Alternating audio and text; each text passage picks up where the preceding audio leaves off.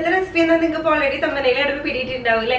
കുറെ നാളുകൾക്ക് ശേഷം ഇപ്പൊ കുറച്ച് നാളായി നമ്മൾ ഒരാഴ്ചത്തോളമായി റെസിപ്പീസ് ഒക്കെ അപ്ലോഡ് ചെയ്തിട്ട് വയ്യായിരുന്നു കേട്ടോ. അതാണ് വേറെ ഒന്നുമല്ല. പിന്നെ ഇപ്പോഴും അതെ സൗണ്ട് ഒന്നും ക്ലിയർ ആയിട്ടില്ല എങ്കിലും പിന്നെ കണ്ണിനും അതെ നമ്മൾ ഈ ലാപ്ടോപ്പിലൊക്കെ നോക്കിയിരുന്നിട്ട് ഇതൊന്നും ശീലമില്ലാത്ത കാര്യമില്ലേ. കണ്ണിനൊക്കെ പണി കിട്ടി, അല്ലെങ്കിൽ എന്നെ കണ്ണ് കാണില്ലേ. അപ്പൊ ഇതും കൂടി ആയപ്പോ കണ്ണിനൊക്കെ പണി കിട്ടി. കൂടുതൽ നേരം ഫോണൊക്കെ ഉപയോഗിച്ച കാരണം ഈ കമന്റ്സിന് റിപ്ലൈ ചെയ്തിട്ടും പിന്നെ ഈ എഡിറ്റിംഗ് ഒക്കെ ആയപ്പോ പണി കിട്ടി. അപ്പൊ വയ്യാതെ ഇരിക്കായിരുന്നു, ശരിയായി വരുന്നു.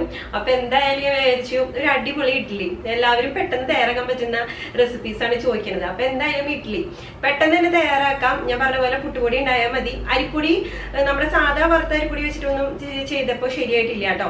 പുട്ടുപൊടി നല്ല തരിയുള്ള പുട്ടുപൊടി തന്നെ വേണം. വറുത്ത പുട്ടുപൊടി കേട്ടോ, വറുക്കാത്തതാണോ എന്ന് ഇനി സംശയം വേണ്ട. വറുത്ത പുട്ടുപൊടി വെച്ചിട്ടാണ് ചെയ്യണത്. പിന്നെ ബാക്കിയുള്ള നിങ്ങൾക്ക് വീഡിയോ കാണുമ്പോൾ ഞാൻ അതിൽ വിശദമായിട്ട് പറയുന്നുണ്ട് കേട്ടോ ബാക്കിയുള്ള കാര്യങ്ങളൊക്കെ.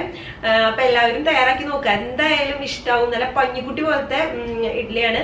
പിന്നെ നിങ്ങളൊരു കാര്യം ശ്രദ്ധിക്കണം, നിങ്ങളുടെ കയ്യിൽ കിട്ടുന്ന തൈരിനനുസരിച്ച് പുളിയുടെ അളവ്, തൈര് ചേർക്കുന്ന അളവ് മാറി മറിഞ്ഞു വരും കേട്ടോ. അപ്പൊ അതൊന്ന് ശ്രദ്ധിച്ചോളോ. ഇതൊക്കെയാണ് പറയാനുള്ളത്. അപ്പൊ എല്ലാവരും തയ്യാറാക്കി നോക്കുക, എല്ലാവർക്കും ഇഷ്ടമാവും. പെട്ടെന്ന് തന്നെ തയ്യാറാക്കാനും പറ്റും. അപ്പൊ നമുക്ക് എങ്ങനെയാണ് നല്ല പഞ്ഞിക്കുട്ടി പോലെയുള്ള ഇഡ്ഡലി തയ്യാറാക്കാൻ നോക്കാം. അപ്പൊ നമുക്ക് എങ്ങനെയാണ് പുട്ടുപൊടി ഉപയോഗിച്ചിട്ട് നമ്മുടെ ഇഡ്ഡലി തയ്യാറാക്കാൻ നോക്കാം ഈസി ആയിട്ട്. അപ്പൊ അതിന് വേണ്ടിയിട്ട് ഞാൻ ഒരു പാത്രത്തിലേക്ക് ഇതേ 1 കപ്പ് നമ്മുടെ പുട്ടുപൊടി, തരിയുള്ള പുട്ടുപൊടി.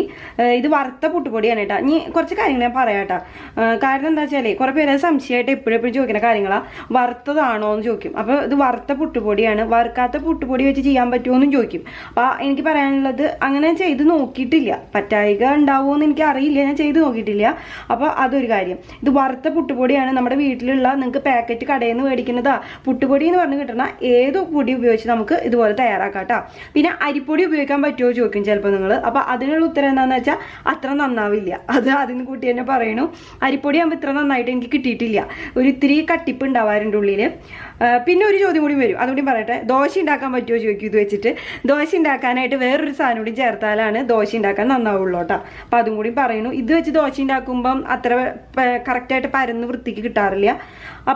അപ്പോൾ ഇതേ ഞാനിതിലേക്ക് നമ്മുടെ 1 കപ്പ് പുട്ടുപൊടി ഇതിലോട്ട് ചേർത്ത് കൊടുക്കുകയാണ്. ആവശ്യത്തിന് വേണ്ട ഉപ്പ്. ഇനി നമുക്ക് ഇതിലോട്ട് വേണ്ട തൈരാണ് കേട്ടോ. അപ്പം ഇതിൻ്റെ അളവ് പറയാനാണെങ്കിലും അതെ, നിങ്ങൾ ഒരു പ്രാവശ്യം ഉണ്ടാക്കി നോക്കണം, അപ്പോഴാണ് നിങ്ങൾക്ക് മനസ്സിലാവുള്ളൂ. കാരണം നാട്ടിലുള്ള തൈരൊക്കെ എന്ന് വെച്ചാൽ നല്ല പുളിയുള്ള തൈരാവും. അപ്പോൾ ഒരു 1/2 കപ്പൊക്കെ മതിയാവും. പക്ഷേ ഇവിടെ നമ്മളിത് ഇങ്ങനത്തെ പാക്കറ്റ് തൈര് മേടിക്കണത് അത്ര പുളി ഉണ്ടാവാറില്ല. പുറത്ത് വെച്ചാലും അത് അത്ര പുളിയായിട്ട് കിട്ടാറില്ല എനിക്ക്. പിന്നെ നമ്മൾ പെട്ടെന്ന് ഉണ്ടാക്കുമ്പോൾ അതിപ്പോൾ പുറത്തൊന്നും വെച്ചിട്ടുണ്ടാവില്ലല്ലോ. അപ്പോൾ തൈര് ഞാനിവിടെ 1 കപ്പ് പുട്ടുപൊടിയിലേക്ക് തൈര് ഞാൻ എടുക്കണത് 1 കപ്പ് തന്നെയാണ് കേട്ടോ തൈര് എടുക്കണത്. ഇത് നല്ലൊന്ന് മിക്സ് ചെയ്ത് കൊടുക്കാം. ഇതുപോലെ ഒരു ഫോർക്ക് ഉപയോഗിച്ച് കഴിഞ്ഞാൽ നല്ല വൃത്തിക്ക് നമുക്ക് കട്ട കട്ടാതെ തന്നെ കിട്ടും കേട്ടോ. സ്പൂണായാലും പ്രശ്നമൊന്നുമില്ല, കട്ടയൊന്നും പിടിക്കില്ല, പെട്ടെന്ന് തന്നെ ഇളക്കിയെടുക്കാൻ പറ്റും. നല്ലൊന്ന് മിക്സ് ചെയ്ത് കൊടുക്കാം.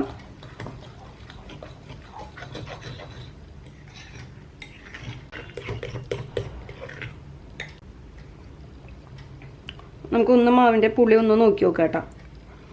ഇപ്പോൾ പുളി കറക്റ്റാണ് മാവിൻ്റെ.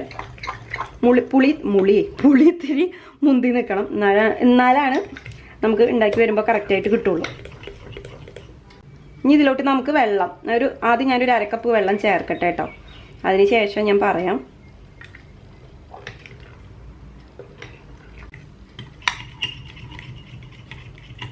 കണ്ടോ, ഈ ഒരു പരുവത്തിനായി കിട്ടിയിട്ടുണ്ട്. 1/2 കപ്പ് വെള്ളം തന്നെയാട്ടോ ചേർത്തിട്ടുള്ളൂ. ഇപ്പോൾ കണ്ടോ ഈ പരിവായിട്ട് കിട്ടിയിട്ടുണ്ട്. അപ്പോൾ ആദ്യം തൈര് ചേർത്തിട്ട് പുളി കറക്റ്റ് ആക്കുക, അതിന് ശേഷം ബാക്കിയുള്ളത് വെള്ളം ചേർത്ത് കൊടുത്താൽ മതി. പിന്നെ നിങ്ങളുടെ കയ്യിൽ കിട്ടുന്ന പുട്ടുപൊടിക്കനുസരിച്ചൊക്കെ അങ്ങോട്ടും ഇങ്ങോട്ടൊക്കെ ഇത്തിരി അളവൊക്കെ മാറ്റം വരാട്ടോ. ചിലപ്പോൾ വെള്ളത്തിൻ്റെ ഒക്കെ ചിലത് ഇത്തിരി കൂടുതൽ വെള്ളം കുടിക്കും പുട്ടുപൊടിയൊക്കെ. അപ്പോൾ അതൊന്നും ശ്രദ്ധിക്കുക. അത് നിങ്ങൾക്ക് അറിയാമല്ലോ ആ ഒരു പരിവം. തീരെ കട്ടിക്ക് ഇരിക്കാൻ പാടില്ല, എന്നാൽ തീരെ ലൂസാവാനും പാടില്ല. ആ ഒരു പരിവാണ് വേണ്ടത്. അപ്പം ഇനി ഇതൊരു 5 മിനിറ്റ് നമുക്ക് മൂടി വയ്ക്കാം കേട്ടോ. മൂടി വയ്ക്കണം നിർബന്ധമില്ല, മൂടി വെച്ചാൽ നല്ലതാണ് 5 മിനിറ്റ്.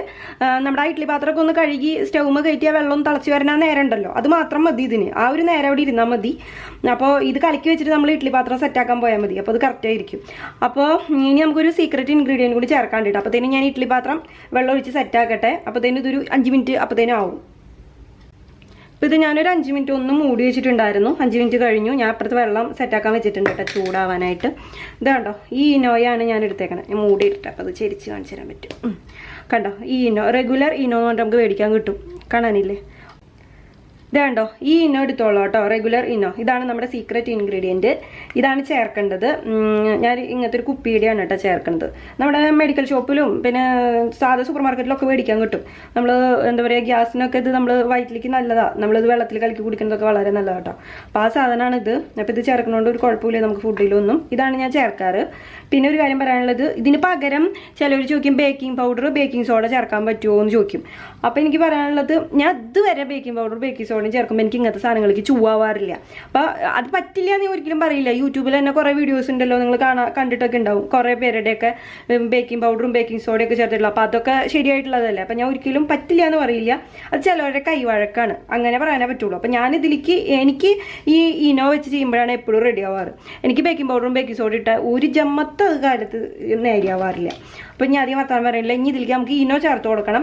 1 കപ്പ് പുട്ടുപൊടിയാണ് നമ്മൾ എടുത്തേക്കുന്നത്. അതിലേക്ക് ശരിക്ക് 1 ടീസ്പൂൺ തന്നെ ഞാൻ ഇനോ, 1 ടീസ്പൂൺ കറക്റ്റ് ഇനോ ചേർത്ത് കൊടുക്കുകയാണ്. കണ്ട, അപ്പം തന്നെ അത് നല്ല ബബിൾസ് വരണുണ്ട്. അതിൽ പൊള്ളങ്ങളൊക്കെ വെച്ചിട്ട് അടച്ച് വെക്കിട്ട് അതിൽ പോവും. സ്പൂൺ എടുക്കാം. നല്ല കണ്ടോ, ഇതിപ്പോൾ തന്നെ ഇതിന്ന് പതഞ്ഞു വന്നു. കണ്ടോ, നല്ല ഒന്ന് മിക്സ് ചെയ്ത് കൊടുക്കാം. അത് ആ തൈര് ചേർത്തതുള്ളതുകൊണ്ടാണ് അത് പെട്ടെന്ന് ഇങ്ങനെ പതഞ്ഞ് വരണേ കേട്ടോ. ഇതിങ്ങനെ കലക്കിയിട്ട് കുറേ നേരം വെക്കരുത് കേട്ടോ. അപ്പം തന്നെ നമ്മൾ ഉണ്ടാക്കിക്കട നല്ല പത വന്നേക്കണുണ്ട്. അതിൽ പുളിച്ചു, മാവ് പെട്ടെന്ന് പുളിച്ച പോലത്തെ ആ ഒരു ഇത് വന്നു. കണ്ടോ,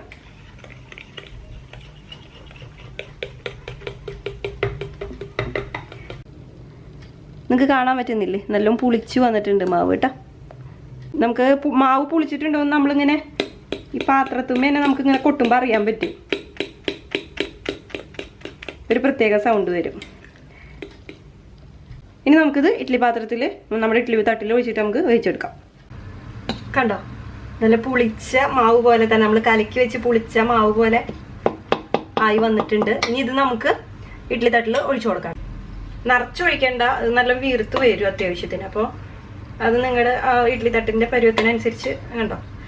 ഇതിലേക്ക് ഇപ്പോൾ ഒരു കയ്യിലൊക്കെ മതി, ചെറിയൊരു കയ്യിൽ ഒഴിച്ചു കൊടുക്കുക. മൂടി വെച്ചിട്ട് ഒരു 15 മിനിറ്റ് 10 മിനിറ്റോ 5 മിനിറ്റോ മീഡിയം ഫ്ലെയിമിൽ ഇട്ടാ. തീരെ തീ കുറച്ച് വെക്കരുത്. കാരണം എന്താണെന്ന് വെച്ചാൽ തീ കുറച്ച് വെച്ച് കഴിഞ്ഞാൽ അത് ഇഡ്ഡലി ഇരുന്ന് പോവും. തീ നല്ല കൂടാനും പാടില്ല, എന്നാൽ കുറയാനും പാടില്ല. ഒരു മീഡിയം ലെവലിൽ വെച്ച് കൊടുക്കുക കേട്ടോ. എന്നാലാണ് നല്ല വീർത്ത് കറക്റ്റായിട്ട് വരുള്ളൂ. കണ്ടോ, കറക്റ്റായിട്ട് വന്നിട്ടുണ്ട്. കണ്ടോ, സാധാ നമ്മുടെ അരി കൊണ്ട് ഉണ്ടാക്കി ഇഡ്ഡലി പോലെ തന്നെ വന്നിട്ടുണ്ട്. കാരണം നമ്മൾ പുട്ടുപൊടിയാണല്ലോ ഉപയോഗിച്ചേക്കണം. അടിപൊളിയായിട്ട് വന്നിട്ടുണ്ട് കേട്ടോ. ഇഡ്ഡലി കണ്ടോ, നല്ല സോഫ്റ്റ് ആയിട്ടുള്ള ഇഡ്ഡലിയാണ്. നല്ല പഞ്ഞിക്കുട്ടി പോലെ ഇരിക്കുന്ന കേട്ടോ. ഞാൻ കാണിച്ചു തരാം നിങ്ങൾക്ക് പൊട്ടിച്ചിട്ട്. ഇവിടെ രാത്രിയായി. കണ്ടോ, നല്ല പഞ്ഞിക്കുട്ടി പോലെ ഇരിക്കുന്ന ഇഡ്ഡലീനെ കണ്ടോ. നിങ്ങൾ എന്തായാലും ഇത് തയ്യാറാക്കി നോക്കണം. നമ്മൾ അരിപ്പൊടി മറ്റേ അരി ഉപയോഗിച്ചുണ്ടാക്കുന്ന ഇഡ്ഡലി പോലെ അതേ ടേസ്റ്റ് തന്നെയാവും. കാരണം എന്താണെന്ന് വെച്ചാൽ നമ്മൾ പുട്ടുപൊടിയാണല്ലോ ഉപയോഗിച്ചേക്കണം. അതുകൊണ്ട് ടേസ്റ്റിലൊന്നും ഒരു മാറ്റം വരില്ല.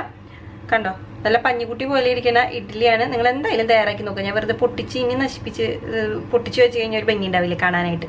കണ്ടോ, ഇത് തീരെ കനമില്ല, നല്ല കനമില്ലാതെ നല്ല ഇതായിട്ട് കിട്ടിയിട്ടുണ്ട് നമുക്ക്. അപ്പോൾ ഇതെല്ലാവരും നിങ്ങൾ തയ്യാറാക്കി നോക്കണം. നിങ്ങൾക്ക് എന്തായാലും നല്ല ഇഷ്ടമാവും.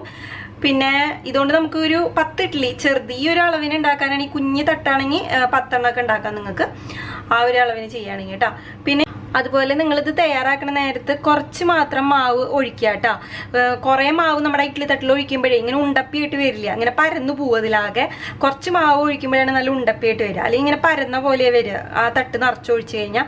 എന്നാലും നല്ല ടേസ്റ്റാണ്, വായിലിട്ട് അലിഞ്ഞു പോവും. അങ്ങനെ തന്നെ പറയാം, അടിപൊളിയാണ്. നിങ്ങൾക്ക് എന്തായാലും നല്ല ഇഷ്ടമാവും. എല്ലാവരും നമ്മുടെ ഈ പഞ്ഞിക്കുട്ടി പോലെയുള്ള ഇഡ്ഡലി തയ്യാറാക്കി നോക്കണം കേട്ടോ. നല്ല രസമാണ്, നല്ല ഉണ്ടുമണിയായിട്ട് കിട്ടും നിങ്ങൾക്ക്.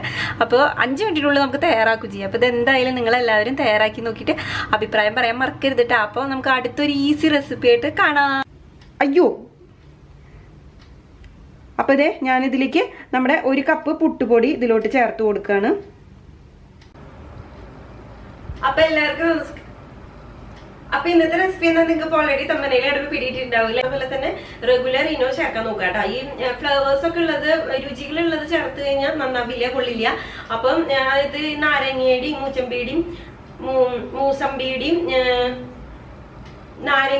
മൂസമ്പിയുടെയും ടേസ്റ്റ് ഉള്ള ഫ്ലേവറുള്ള നാരങ്ങയുടെയും മൂസമ്പിയുടെ ഫ്ലേവർ ഉണ്ടെങ്കിൽ മൂസമ്പിയുടെ ഫ്ലേവർ ഉണ്ടോ? അപ്പൊ നമുക്ക് എങ്ങനെയാണ് നല്ല ഈസി ആയിട്ട് പുട്ടുപൊടി ഉപയോഗിച്ചിട്ട് പുട്ട് തയ്യാറാക്കാൻ നോക്കാം. അപ്പൊ നമുക്ക് എങ്ങനെയാണ് നല്ല ഈസി ആയിട്ട് ഇഡ്ഡലി പുട്ടുപൊടി ഉപയോഗിച്ച് തയ്യാറാക്കാൻ നോക്കാം.